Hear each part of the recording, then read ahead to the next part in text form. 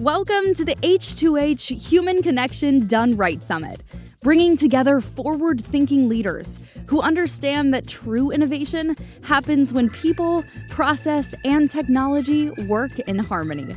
Lean into this refreshing, energizing experience designed to inspire you with a new approach to a timeless principle. Our speakers will offer fresh insights that will challenge perspectives and spark new ideas. Hello and welcome to From Drama to Empowerment, High Performance and Happiness.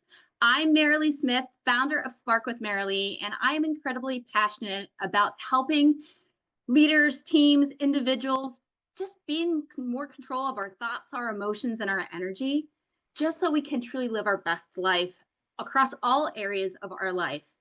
I do this by empowering leaders and teams to develop emotional agility, confidence, and the inner peace that we can boldly lead as our authentic selves, and so that we can navigate stress. I mean, let's face it, stress is a thing, right? It's definitely a thing more than ever. And so that we can embrace changes and confidently step into, again, just our full power. So I'm curious, have you ever felt like a victim? Just powerless, defeated, like you have no control over a situation, maybe a person in your life, a system or a process. Maybe you've caught yourself playing the complaint game a little bit too much lately. Or maybe you just find yourself not being able to take action forward towards something that you really want because you're just overwhelmed and you just don't even know what the first step is to take. Have you ever felt persecuted by someone, a situation, or even the inner critic in your head? Like you feel like you constantly need to fight and defend and prove yourself, or that you need to really take charge of a task and a project to get it done and to get it done right. And when I say get it done right, let me be clear, get it done our way, right? Because that's the right way. And have you ever felt like you've had the cape on and you are the rescuer? Like you have to constantly be at everyone's beck and call 24 hours a day? If you've ever felt this victim, persecutor, or rescuer energy, then know you've experienced the dreaded drama triangle. The dreaded drama triangle is where our stress likes to live and hang out. But what if I told you you could quiet that persecutor voice?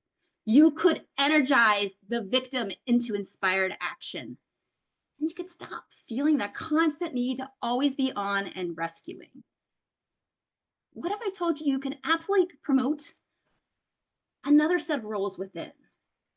A creator, a challenger, a coach that are going to help you meet these drama roles where they are with self-compassion and help you really to be able to confidently lead yourself through challenges and changes and the stressors so that we can live with more purpose, passion, and peace and happiness, again, across all areas of our life. I know this is absolutely possible because I've done it. I also know that it's going to take a bit of effort on your part and the desire to want to be able to do more of this because you know it's going to make you just a better person, happier, and a stronger and better leader. I believe we all have spark moments in our life. You know, those aha moments, those moments that just wake us up and get us off of living on autopilot and inspire us to make a positive change in our life. My major spark moment happened in 2009 at the age of 35 at a leadership retreat when I learned about this dreaded drama triangle. And it forever literally changed my life. And I have been using this very practical yet powerful self-awareness tool every day since in my personal life. And I use it with my clients and I teach it. I'm excited to be able to share it with you today. I would love to invite you right now, if you have a piece of paper handy, or if you don't, just to be able to imagine this upside down triangle, this dreaded drama triangle. So again, if you're drawing it or imagining it, go ahead and label it the DDT. So that is short for the dreaded drama triangle. And at the point of the triangle, I would love for you to go ahead and write that word victim that I speak of In the upper right-hand corner, write persecutor. And in the other corner, the left-hand corner, go ahead and write the word rescuer. So as you look at this triangle, as you think about this triangle, when I saw that triangle that day in 2009, all of a sudden I saw all of this drama dynamics that actually had been playing out in my life. I was raised by a very long line of highly driven family members who can be incredibly amazing and at the same time very talented at being overly direct, liking to take charge, a little bit overly critical, and good at actually making you feel like you haven't done enough. At that same time, I realized that I was actually repeating those exact same drama patterns, stress patterns, if you will, of perfectionism and judgment with my own children, my husband, and also as a leader. And I was letting that stress, because it was causing stress, run the show. While these high driving behaviors can really help us be successful, especially if you're identifying with this own, you can think about, yeah, but they really do help us, don't they? At the same time, they were really getting in the way of my fullest potential and my happiness. I didn't like this dreaded drama triangle thing. Like, it was a great aha moment, but it was bad news. And I was willing to do whatever I could to resist and fight my way out of it. And here's the thing. What we resist persists. If I were to really truly break this cycle of stress and drama that I had been experiencing for so long and repeating it, I needed to embrace it instead. I realized that freedom from stress happens when we lean into it and not fight it or run from it. Drama to empowerment and happiness happens when we own our stress, when we learn and we evolve from it. This is truly where that human connection and collaboration come alive.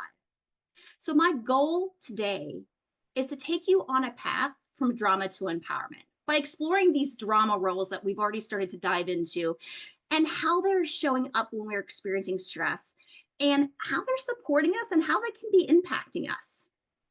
Then we're going to actually promote those roles I've already, again, started to introduce, those empowerment roles of creator, challenger, and coach, and how we can use these roles to be able to truly own our energy and own our stress. Again, it's all about leaning into it so that we can move through it, work through it, any challenges or changes or stressors that come our way with more confidence, emotional agility, and ease. So the work that I'm sharing with you today, really just need to take a pause real quick and just give the credit to where it's coming from and where I've got certified from it. It's called The Center of the Empowerment Dynamic, and it's based on the original book of The Power of TED and also the 3 Vital Questions for Transforming Stress and Drama. I am a huge advocate of this work. I'm teaching it, and I'm a huge member of the community of the Center for Empowerment Dynamic. Okay, so let's first look at what some of our key go-to stressors are. And, really, if we really think about it, is stress ever going away? No matter how much we want to wave our magic wand and wish it away, guess what? It's part of the human experience because our life can be both beautiful and it can be chaotic. And even just when we can just allow ourselves to normalize, and that's what I love about the Drama to Empowerment tool that I'm going to be sharing with you, it really normalizes our human experience. So just think about it. Stress is coming at us from all directions. It happens when we are mentally overloaded. It is happening when with those deadlines and demands, and it's happening when we're tired and we're hungry and we're not feeling very good and we haven't been taking care of ourselves. We're not feeling valued or respected. When we doubt ourselves, actually, something doesn't go our way. When we experience any type of change, whether that's at work or in our personal life, I'm going through being an empty nester now. And also when we take care of loved ones or we lose a loved one. Yeah, I'm experiencing a lot of that myself. So our stress list can go on and on and on. And know that the big takeaway right now today is self-awareness is our superpower. Because the more we are aware of what causes our stress and why, the better equipped we are to be able to successfully truly lean in and own it without judgment and truly handle it. Okay, so let's go ahead and dive into that upside down triangle, the dreaded drama triangle, the DDT, just a little bit deeper and talk about the roles themselves and how they show up whenever we are experiencing stress. So one way we react to something stressful is that we can feel sorry for ourselves and believe that we don't have any control of what's stressing us out, or it's likely what we're seeing even as the problem. When this happens, we feel incapable of resolving it. And we may not even be aware that we even have any choices or we're not taking responsibility for any actions. This is definitely when we can get into the poor me or why me. I also want to call out that as I myself have leaned into this work and I teach it, especially with high driving people and teams, victim is actually not, it's not a comfort zone for a lot of us, because we don't want to not feel in control, right? We're going to be in control. The other huge call out I want to talk about is the word victim itself. That's a pretty strong word, and it is definitely, one of the core roles of the framework. But know that this is never to suggest that there aren't things really happening out there, whether we're getting cut off on traffic, whether we've experienced some sort of illness or disease, again, lost a job, or even just really a crime itself. We truly can be victimized by things. So that's victimization. Victimhood is truly how we are looking in that situation, looking at ourselves, and how we choose to respond or react to it. So we can really become a victim to our own thinking, and we can get stuck there. Okay, so that's the victim role. Now, if we go ahead to that upper right-hand corner to the persecutor role, this is the second role that can show up to help manage our stress. And by the way, as I'm talking about these things, I really want you to pay attention to what are the ones that you're identifying with. This is one I definitely identify with. So when I'm feeling stressed about something, I'm definitely going to move into more of that that fight mode, wanting to be able to take control, more of that aggressive strategy of dealing with that stress. And so whenever that happens, this is when I might really get into that. This is when we get into that constant hustling, doing more, doing it faster, and doing it perfectly. Because guess what? You know what? We don't want to stop, because if we do, then man, we're going to maybe feel stuck and we're going to feel overwhelmed, right? So, or because we don't want to be a victim, right? Again. So the persecutor's favorite motto, where the victim's saying, "Poor me," this is like where I'm saying either to myself as an inner critic, or I might have a little bit of that energy with somebody else. Like, I'm right, you're wrong, it's all your fault. Because by the way, also when we're looking to take control, sometimes we're looking to blame, again, whether we're verbally saying that or internally saying that. And sometimes this also can be that very much that all or nothing mindset as well. All right, the third role in this dynamic is, as you guessed it, is the rescuer role. So this is a way that we respond to stress, truly when there's that persecutor, that victim energy going on. It's that role that wants to come in. It's truly that hero in your stress story, because it doesn't want you or the victim or anybody in this dynamic, whether it's in your head or with other people, to experience any pain or discomfort. So I'm going to come in as the rescuer, and I'm going to do whatever I can to alleviate that pain, to help you, to save you, to fix you, all of those things, just because I don't want that discomfort to really happen. And sometimes even when we can even rescue ourselves by rationalizing away the stress and maybe even ignoring it, and from addressing it or making a change that we know that we need to make, by saying the good old classic, "I'm fine, it's fine." Right? It's fine. So if you've ever been in one of those meetings where, there's been something going on, and then everybody had a good idea, like that, to how to handle the problem. And then we go back off our way. And then we come back 2 months later and we find out that we're complaining about the same thing. It's probably because whoever said they were going to fix it or take action, we didn't do any follow through or follow up. And then we're kind of in that loop. Okay. So that is the drama roles themselves. Big call out here is, please know, if I know myself when I learned this, I started judging myself for judging myself, getting into that persecutor role, that these are not our identities. These are truly our human behaviors. Our body's going into the classic fight, flight, freeze, appease, go along to get along when we are feeling stressed. And when we're on autopilot, like we often can be, we may not be aware of these things. Again, they're here to protect us, and yet at the same time, they can get in the way.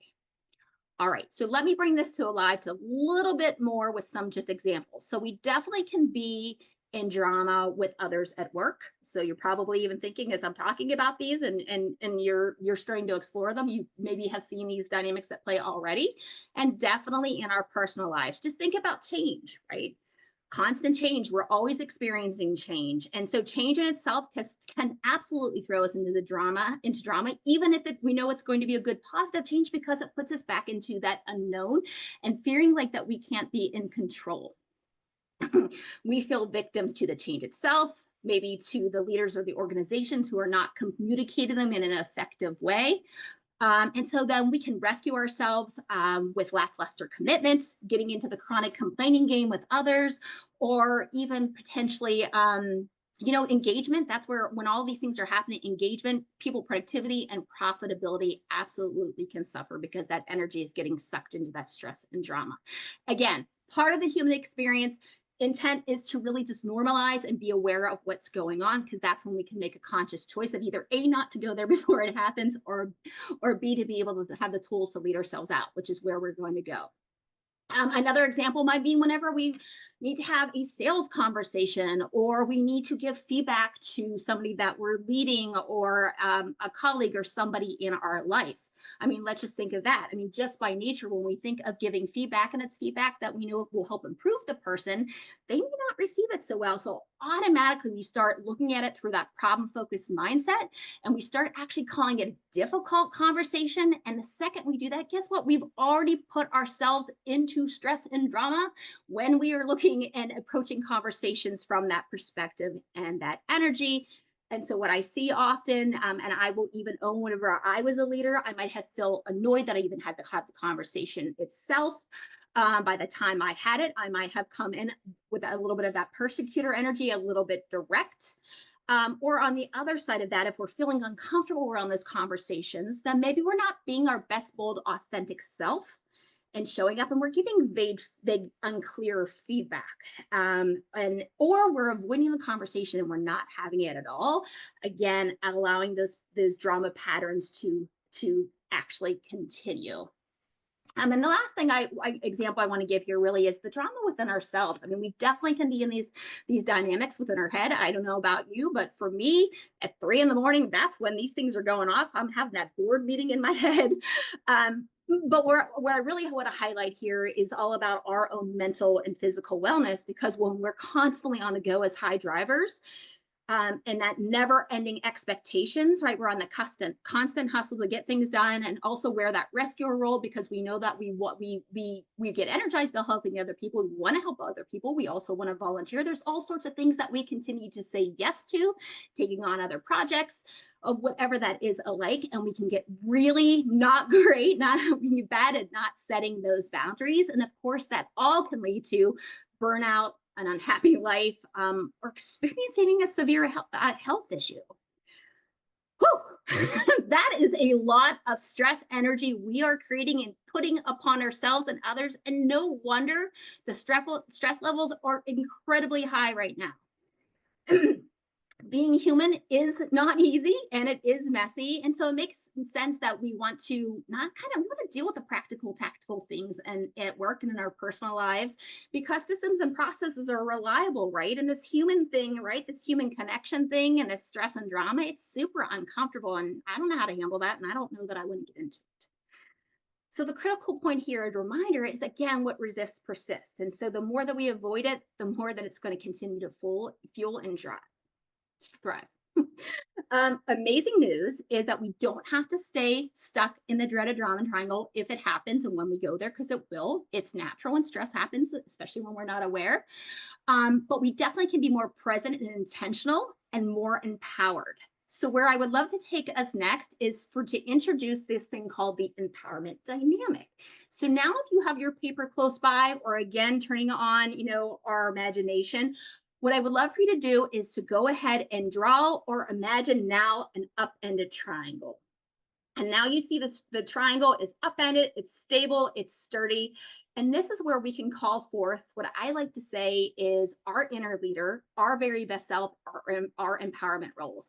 And they are at the top of the triangle, the creator. At the bottom left, they are the challenger. And then at the other corner, that is the coach. And these are, no, our alternative roles that we can choose and have available to us at any time to lean into and use to help us respond to our stressors versus reacting to them.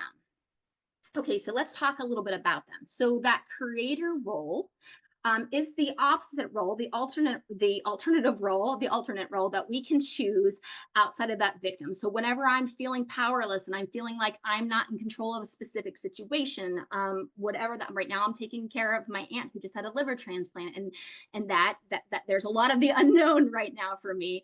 I really can lean into the mindset of the empowerment dynamic and say to myself, okay, what is it that I really want right now? What's really most important? What are the things about the situation that I myself can control? I can get curious about where the stress is coming from and why, without judging myself. If I have any Ted Lasso fans on there, I love that quote, be curious, not judgmental. Because it really does empower us to really just be able to focus on some of more of those solutions and what we can control. And from that space, it just does feel we just feel stronger, right? We feel more confident, we feel more inspiring, and we feel more. The key with all this is emotional agility. It's not pretending the stress isn't happening, it's being able to really lean into it and get curious and own it.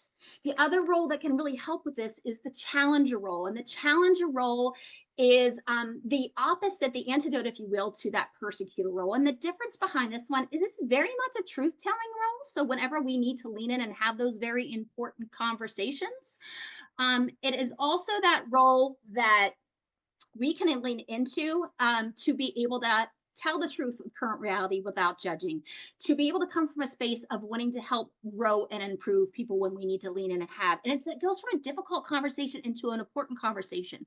It's where we can challenge maybe where our health is without beating ourselves up so that we can take some more empowered action from that creator role. And then the third, so this is where we can spark action in ourselves and others, but from a space of also using the coach role, which is the opposite of the rescuer role. The coach role is a very empowering role. This is where we are seeing ourselves and others as creative human beings who are not broken and who don't need fixed. And when we do that, gosh, you know what we do? We actually focus on what we need, especially when we're feeling stressed and without feeling guilty, right? We lean in and we look for support and we ask for help from our colleagues and other people. That allows us to set win-win boundaries of what I can do and what I can't do, because if I take on too much, I'm going to burn out and I'm not going to be able to be there to support you. And from a leader's perspective, again, when I'm leaning into those conversations, or even just as a colleague, I'm coming in listening with compassion and that empathy without, again, the judgment. And I'm providing that support without removing responsibility. So there is the two different dynamics, right? There is the dreaded drama triangle we can get into, again, just normalizing experience when we're stressed. And know that we always, self-awareness is a superpower, recognizing our stressors, what roles we can take on, helpful or not, taking a step back and knowing that we can lean in and step into those empowerment roles at any given moment and any given time. Thank you so much for your time today. I look forward to staying connected with you across all channels on social, and you can definitely find me at sparkwithmerilee.com. Take care and have a great day.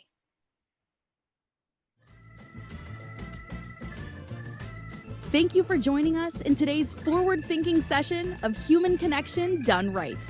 As we transition to our next expert speaker, remember that together we are redefining the future. To stay engaged and informed, visit revenue-bydesign.com, where together we will be deliberate, be intentional, and be successful.